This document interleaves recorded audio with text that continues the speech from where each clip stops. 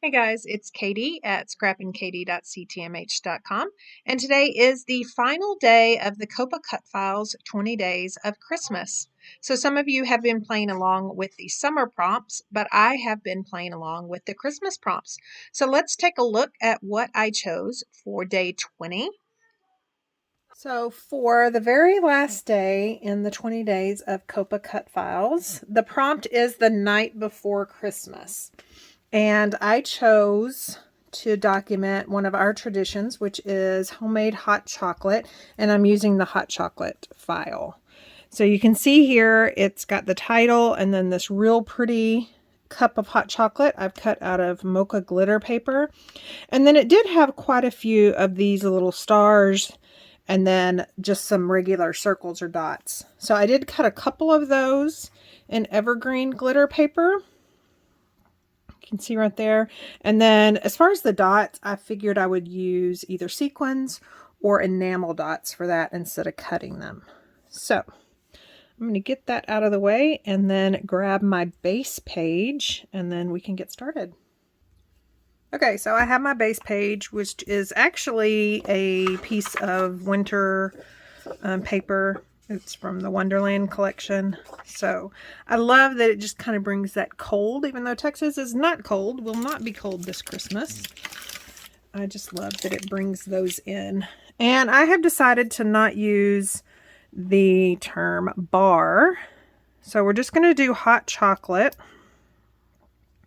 And then I am going to do a reverse shaker. I guess that's what you call it. I don't know what we're going to call it, but I'm going to do a shaker inside the mug of that hot cocoa cup. But, you know, those are just, it's a little bit too thin to do some 3D foam tape. So I'm actually going to do it from the back of the layout. So stick around for that. That is coming here pretty soon. I am going to use some baker's twine toward the top of the layout. And I like to just wrap a few times around, and then I like to actually come back in and tie my bow with a separate piece of twine. It just seems a lot neater to me, and I just find that if you're dealing with just plain paper, then it's a little flimsy if you're trying to tie a bow and get it real tight. So I've got that taped down, and then I will come in later and we'll tie that bow. And I kind of like the fact that they are separated, so I'm going to separate those. And then again, once I tie the bow, I'll kind of play with it some more. Okay, so let's do the shaker I was talking about. So I'm going to put the cup about right here, and then I'm going to take an X-Acto knife type thing. And actually, let's do a pencil first. So these are my two photos. So let's actually do it right there. And then I am going to just cut pretty close to the line because, again, that cup isn't very thick.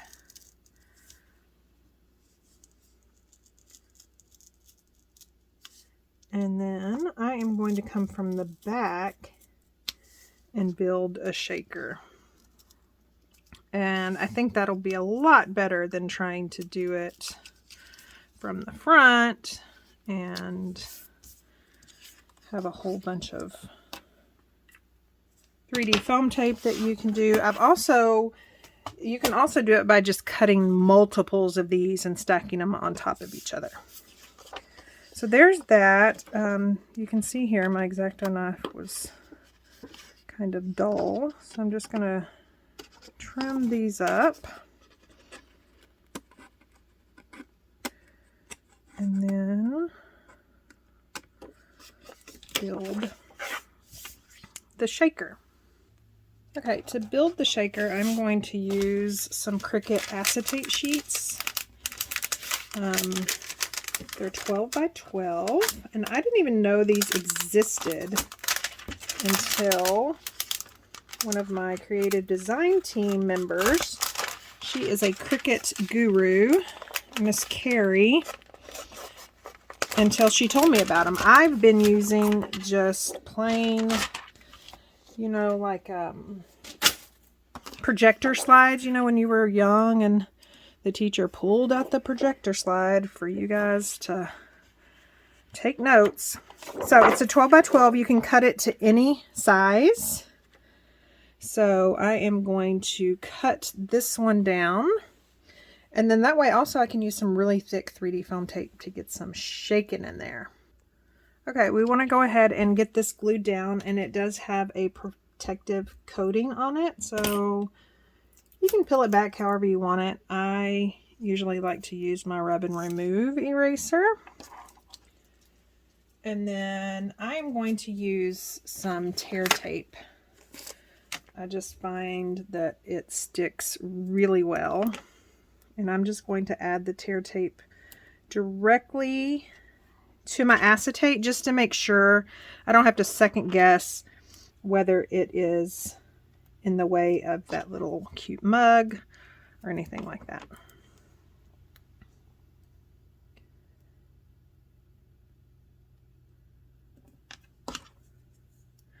And the thing about building it backwards is the back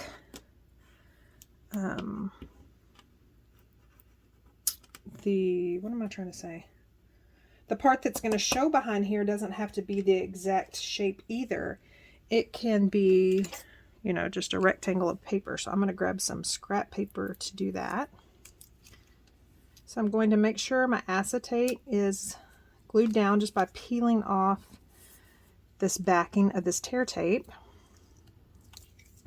And then where the seal comes in, you notice how I've got some gaps. So my camera stopped. Not sure how much got done, but I've already put the acetate on and then put the foam tape, and you can see it's a little lopsided, but it doesn't really matter because this side you're not going to see. You're just going to see the shaker from the other side. So let's figure out what we're going to put into this cup of cocoa.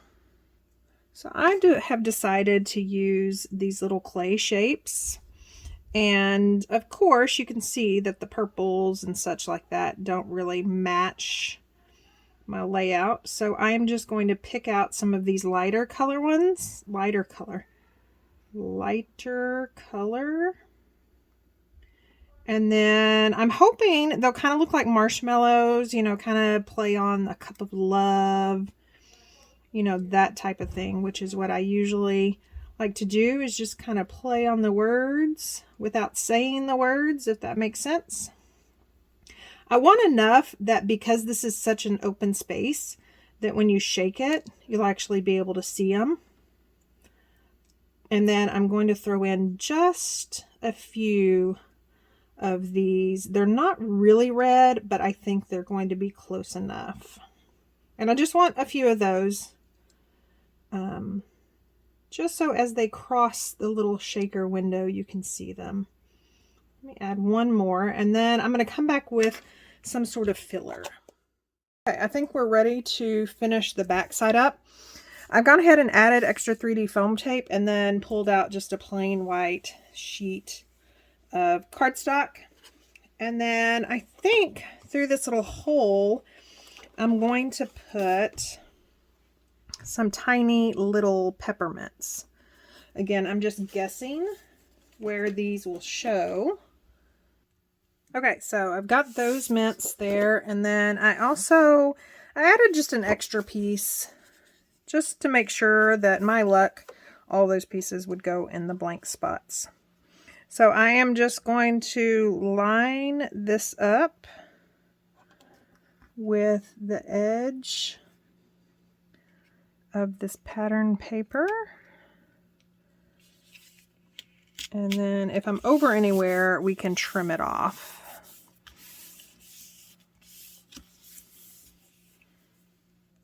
Okay, so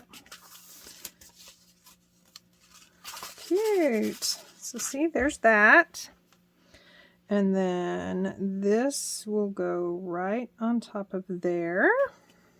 So let's bring out some of our liquid adhesive. And actually, I'm going to do that last.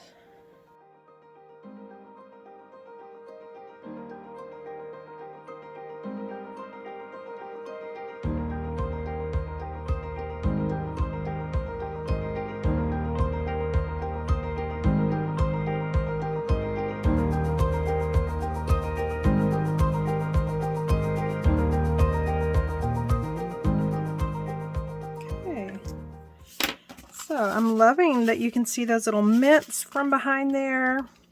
And then I am just going to add these little stars. I'm going to add one up here and then one down here. And I love how also that kind of brings in the green mat that I used for my photos. And that was just scratch paper. That's actually not even the same paper. I had two different papers on my desk, and so I used them. Can't really tell. And then I have some stickers that I think I'm going to use kind of up at the top next to this twine, and then go ahead and add my bow. Okay, so I got that bow tied, and then I want to, I think I like Christmas cheer.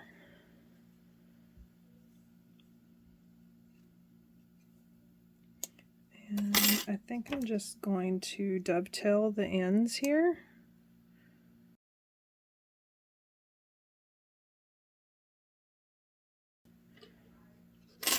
Kind of overlapping that L.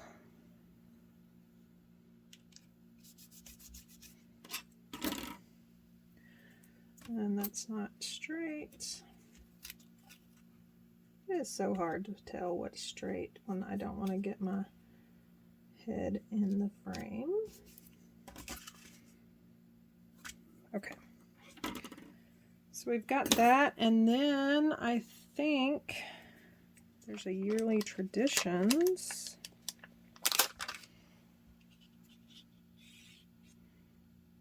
It's gotta fit in my page protector, so I don't want it too far over there.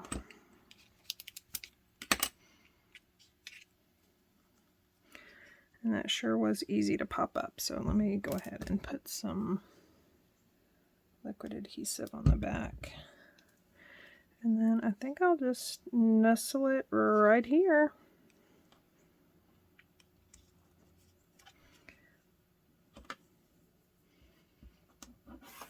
Okay. There is that. And I will leave links down to all the other people playing along, as well as any links to any of the products that I used. Don't forget to check out Virginia's YouTube. She will have everything you need to know on how to join her Facebook group, as well as purchase some of these wonderful cut files. Thank you for joining me, and I am hoping to get on to those memories or 12 days of Christmas memories. Hoping to do that this weekend, but you know, it's the middle of December, well, actually toward the end of December, and my days just aren't my own. So we will see. And then again, if you aren't already a subscriber, hit the subscribe button and go ahead and sign up for notifications. And if you like what you saw, please consider leaving me a comment and a thumbs up. It helps me to be seen by the YouTube world, which I always appreciate. Thanks so much for stopping by and watching.